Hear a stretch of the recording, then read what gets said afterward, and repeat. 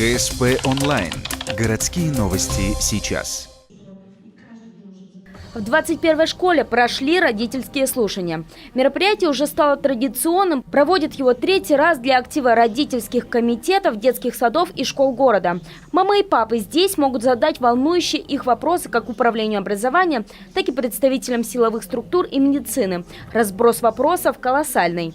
Вопросы организации горячего питания, вопросы организации питания детей с инвалидностью, это и вопросы по российскому движению школьников, как сегодня это работает, вопросы патриотического воспитания, вопросы очень разные. Где-то это вопросы по решению проблем, которые сегодня вызваны предписаниями надзорных органов, там Роспотребнадзора в частности, отсутствие там веранд и так далее. Но для начала ликбез от представителей медицины. Главный детский врач Ухты рассказал собравшимся о важности диспансеризации и вакцинации. Марат Нуриев напомнил, что несмотря на расхожее мнение о прививках, делать их строго обязательно.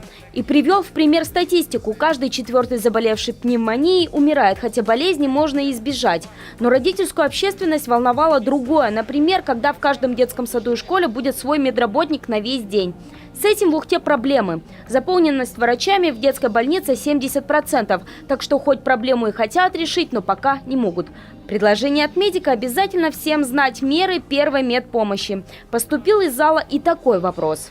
Очень больно, когда человек прошел диспансеризацию, не выявлено ранние сроки онкологии, а в последующем человек просто погибает. Можно ли на это как-то повлиять с вашей стороны, чтобы все-таки на это обратить внимание?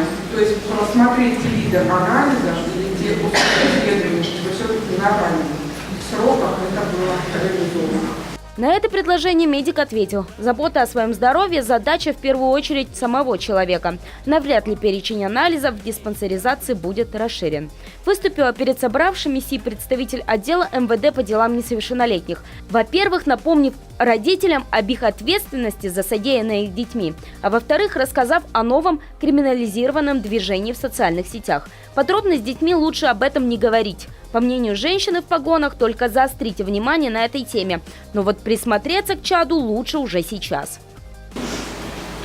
Обратите огромное внимание на внешний вид ребенка, да, прежде всего он может измениться, на музыку, которую он слушает, на его одежду, на, возможно, тетради, какие-то записи, рисунки, либо появление татуировок на теле, которое может свидетельствовать именно о его увлечении данным направлением. В целом собравшиеся обсудили не менее 25 вопросов совершенно разного характера. Для того, чтобы поговорить о всех аспектах образования, их специфике и проблемах, им понадобилось почти 2,5 часа. По итогам организаторы управления образования родительскими слушаниями остались довольны. Ведь они позволили получить и обратную связь от родителей, и проинформировать актив комитетов по самым актуальным темам.